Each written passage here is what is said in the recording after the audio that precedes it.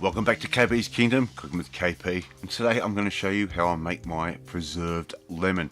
Yes, it could be used in all sorts of dishes with all sorts of meats and vegetables. Let's get on with it. First thing we need to do is sterilize our mason jar. I'll put that into some water. We need to bring that up to the boil. So it's going to take a little while. That glass is a little bit cold and that water's cold, but we're going to bring it up to the boil for about 3 to 4 minutes. And once that is done, all we need to do is very, very carefully remove that from the water. So I'm using a pair of tongs, and I've also got a nice big heavy oven mitt on, and all we need to do is carefully get that jar straight out, remove as much of the water as you possibly can, and we're going to put that onto a wire rack just so it can cool down. So nice and carefully put that down, don't drop it, it will shatter. Alright, and once that's cooled down, we've got a beautifully sterilized jar. Alright, I've got some lemons. I'm going to cut the base off, just a little bit of that, just to make a little flat bottom, just like that. And now I've got some Japanese chopsticks that I basically get when I buy sushi, and put that either side, and using your chef's knife, we're going to cut this lemon into quarters. And what the chopsticks do is stop you cutting all the way through. There's KP's tip for today. So we're just going to cut those into quarters like that, not all the way through, and they're about ready to go. And we're going to try and get about 3 teaspoons of just a really good quality cooking salt, or just all-purpose salt. We're going to get that into all those cracks into that lemon. And of course you're going to wash and dry those lemons before we start this process. Continue on with the rest of your lemons. How many lemons? That all depends on how big your mason jar is. Pack that all in like that. Alright, we're going to put in around about 3 tablespoons worth of salt in the bottom of that jar. Very, very easy.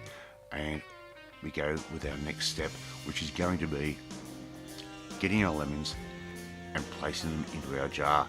So just simply get them, put them in, and try and get them as close together and as bunched up together as you possibly can. Really jam them in there. Use a little bit of that elbow greasing. Just jam them in. Now, you're wondering how many lemons I'm using? Well, it depends on how big your mason jar is. So just keep going like that, and if you think you've got a little bit more room, add a little bit more lemon. Not going to hurt. So there we go, we had room for 1 more lemon. That's going in just like that. Alright, now the next step is filling that jar up with lemon juice, freshly squeezed lemon juice.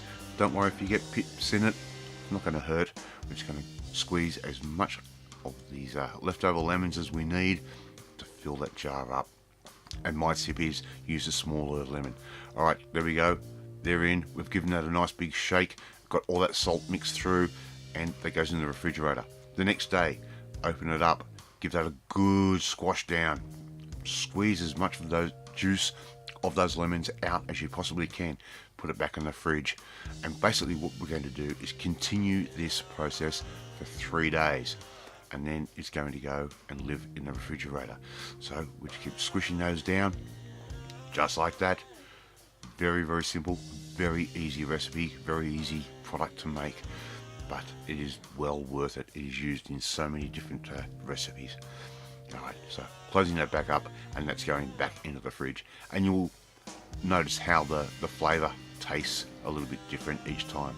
So 1 month later, our preserved lemons are ready to use. Take as much or little as you need and use that in the recipe as required.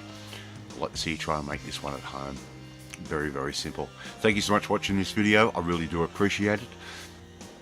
If you like this video, hit that like button. Gives me confidence. It should make you feel warm and fuzzy too. Don't forget to hit that notifications bell as well. But if you want to learn how to make stuff like this, come join the family, my family. Hit that subscribe button and you'll never miss another one of my videos again. I will catch you next time.